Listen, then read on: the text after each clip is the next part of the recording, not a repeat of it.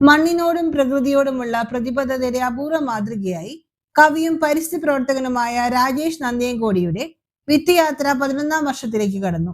കാലത്തിന്റെ ഒഴുക്കിൽ നാട്ടിൻപുറങ്ങളിൽ നിന്ന് അപ്രത്യക്ഷമായി കൊണ്ടിരിക്കുന്ന കരിമ്പനയെ വീണ്ടും പുഴയോരങ്ങളിലേക്കും തോടുവരമ്പുകളിലേക്കും തിരികെ കൊണ്ടുവരാനുള്ള ദൗത്യമാണ് ഈ യാത്ര.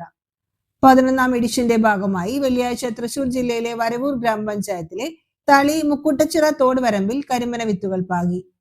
കഴിഞ്ഞ 10 വർഷമായി തൃശൂർ, പാലക്കാട്, മലപ്പുറം ജില്ലകളിലെ തോടുവരമ്പുകളിലും പുഴയോരങ്ങളിലുമായി കരിമ്പന വിത്തുകൾ നട്ട് പ്രകൃതിയുടെ നഷ്ടപ്പെട്ട അധ്യായം വീണ്ടെടുക്കാനുള്ള ശ്രമമാണ് വിത്തുയാത്ര നടത്തുന്നത്.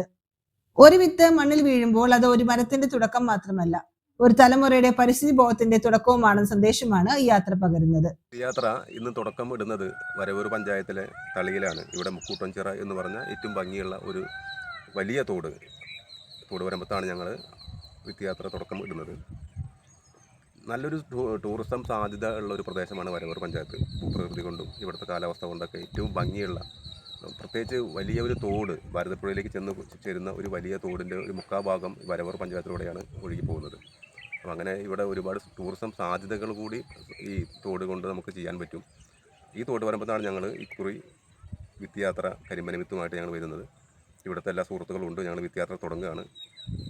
സന്തോഷം, സ്നേഹം.